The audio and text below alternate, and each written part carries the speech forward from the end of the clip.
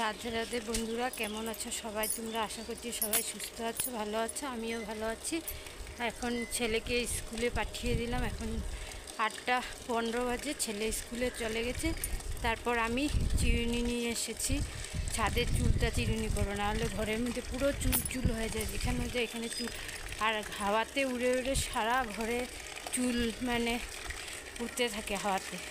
তার জন্য ভাবলাম এখন থেকে ছাদে এসে চুলটা চিরুনি করবো। আর এখানে আমার সকালে উঠে 1 মিনিট, আর এদিকে আমার সকালে উঠে বাসি সমস্ত কাজ করা, কাপড় ধোয়া, স্নান করা, পুজো দেওয়া সব হয়ে গেছে। এখন শুধু রান্নাটা বসাবো। রান্নাটা এখন বসাবো না, এত সকাল সকাল, আর একটু পরেই বসাবো। তাহলে আজকের ব্লগটা পুরো দেখতে থাকেন, আশা করছি ভালো লাগবে। ভালো লাগলে লাইক কমেন্ট শেয়ার করবেন। আর নতুন বন্ধুরা আমার ভিডিওগুলো যদি ভালো লাগে থাকে তাহলে আমার চ্যানেলটাকে সাবস্ক্রাইব করে আমার পাশে থাকার অনুরোধ রইল। আমার চুল চিরুনি করা হয়ে গেছে, চলে যাই। কোনো পাগলই হবে যে এত রৌদ্রের মধ্যে ছাদে এসে চুল চিরুনি করে। আমার মতন পাগলগুলো এরকম করে, কিন্তু এত চুল পরে কী করবো, বাধ্য হয়ে যেতেই লাগলো বাইরে চুল চিরুনি করতে।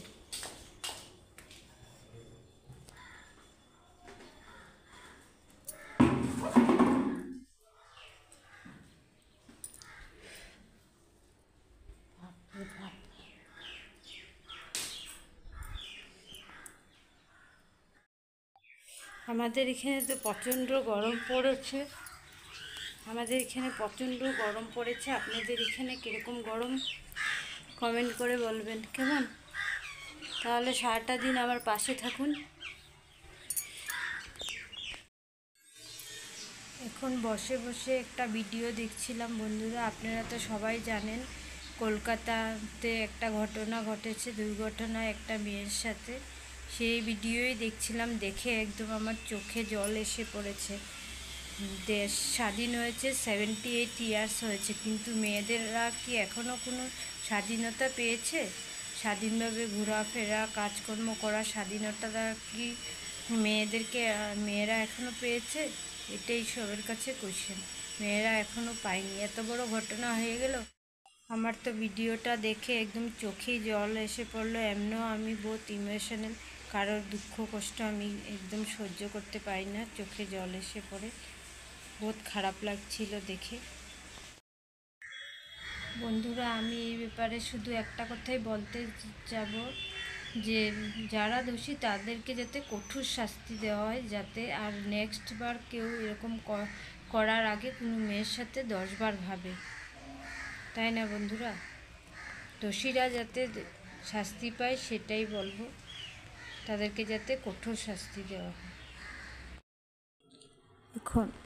এখন আমি চা খাচ্ছি বন্ধুরা, কাটা বিস্কুট দিয়ে।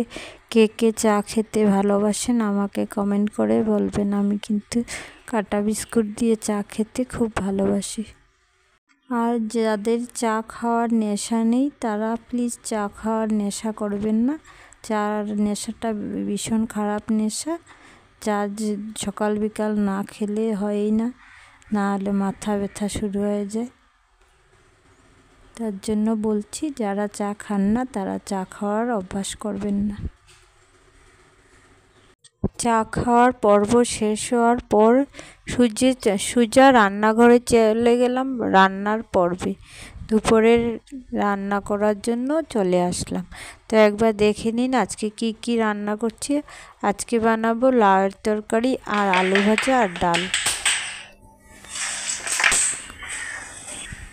এখানে কড়াই বসিয়ে দিয়েছি, কড়াই বসিয়ে পুরনটা দিয়ে লাউটা আগের থেকে সিদ্ধ করে রেখেছিলাম, লাউটা দিয়ে দিলাম। এভাবে সিম্পলভাবেই লাউটা বানালাম। নামাবার সময় লেবু পাতা দিয়ে নামিয়ে নিয়েছিলাম। আমার ছেলে এবং আমি দুইজনই লেবু পাতার গন্ধটা খুব ভালোবাসি।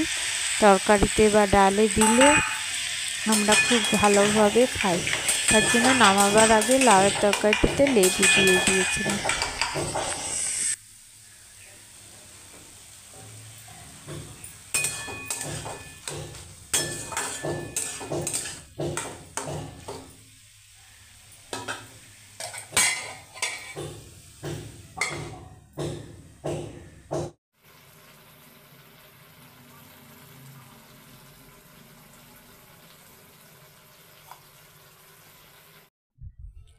লাউয়ের তরকারিটা বানিয়ে আমি ডাল সিদ্ধ করতেও বসিয়ে দিয়েছিলাম।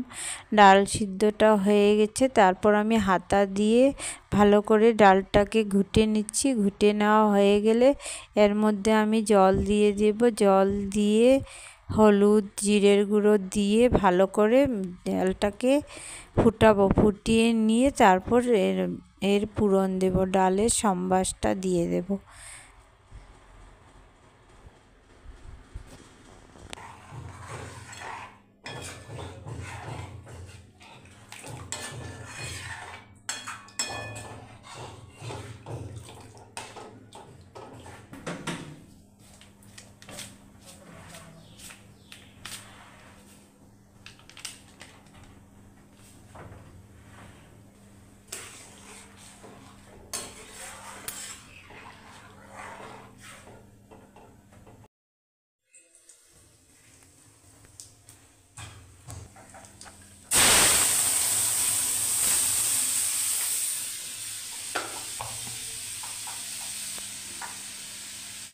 ডাল সম্বাস দেওয়া আমার হয়ে গেছে, ভাত বসিয়ে দিয়েছি।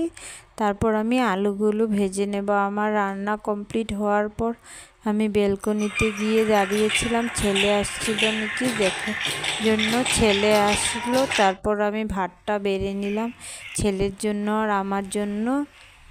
সব কিছু নিয়ে নিয়েছি একসাথে, আর জলও নিয়ে নিয়েছি। তারপর ছেলে আসলো, আসার পরে আমি আর ছেলে দুইজনে মিলে একসাথে খেয়ে নিলাম।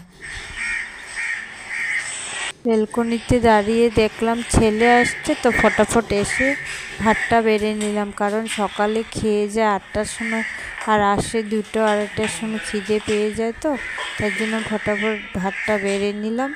এখন আমরা খেয়ে নেব। আমি সেই ডক্টরের নিউজটা দেখার পর থেকে আমার মানসিক অবস্থা এরকম খারাপ হয়ে গেছিলো বন্ধুরা, বলে বোঝাতে পারবো না।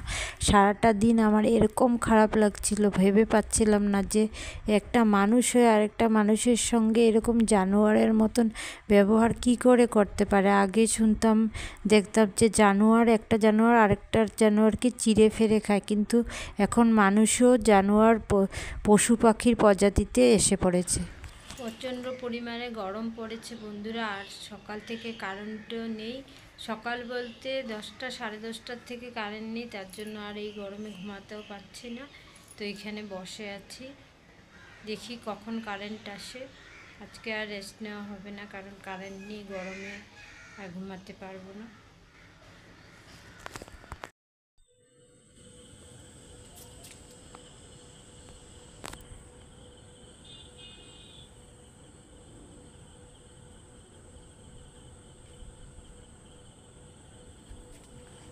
এখানে ছাদে এসে দাঁড়িয়ে আছি বন্ধুরা,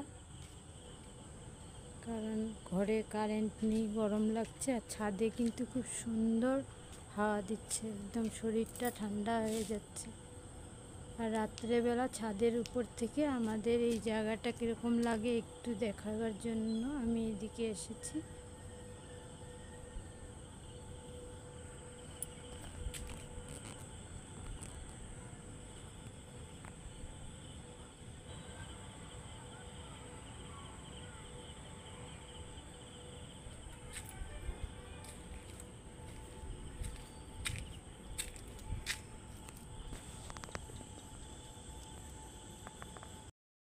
রাধে রাধে বন্ধুরা, এখন 12টা বেজে গেছে।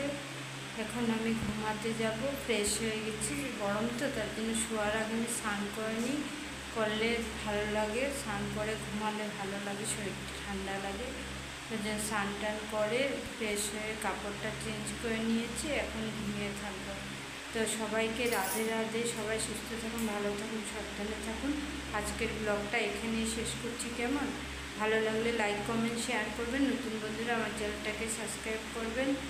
By, good night.